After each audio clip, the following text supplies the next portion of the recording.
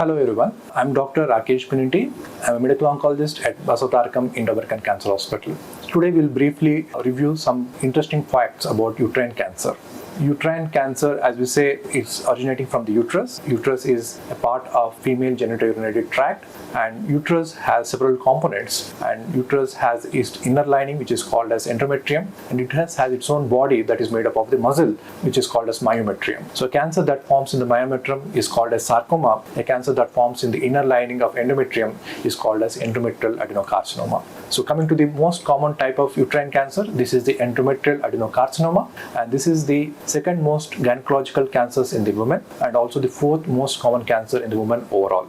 We can understand that this is basically a gynecological malignancy which is limited to the women, and the most common age of presentation is around 50 to 70 years of age. So the most common risk factor for this uterine cancer is obesity, also sedentary lifestyle, presence of other morbidities like diabetes mellitus, and also any condition that increases the endogenous estrogen exposure.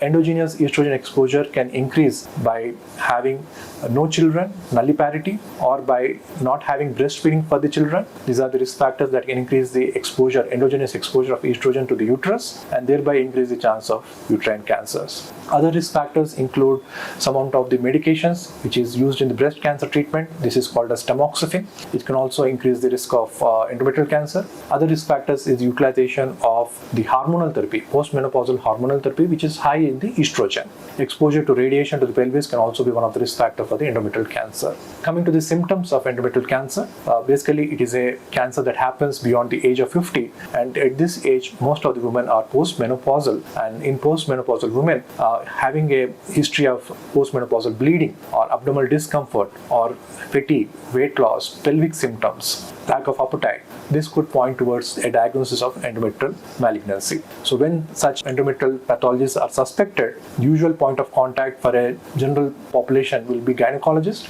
The local gynecologist will review the symptoms and will order for some simple investigations like ultrasound, abdomen, transvaginal ultrasound, and also sometimes they may have a procedure that is called as dilatation and curettage. Dilatation and curettage and hysteroscopic biopsy is the initial assessment of the inner lining of the endometrium. Once this initial assessment is done, there is a suspicion of endometrial carcinoma. At this point in time, we will also like to know the spread of the disease, so we may ask for additional imaging in the form of either MRI pelvis or PET-CT scan.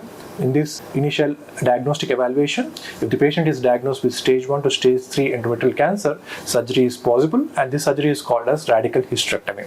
And post-radical hysterectomy, based upon the high-risk features we identify in the pathology, these patients can go for further adjuvant treatment in the form of either radiotherapy or chemotherapy to prevent a relapse. So be aware of postmenopausal bleeding and symptoms in the middle-aged to elderly women of pelvic symptoms in the form of abdominal bloating, lack of appetite, weight loss. Kindly review with your gynecologist, or we can follow up with a routine screening so that we can identify this cancer in much more earlier stage. Thank you very much.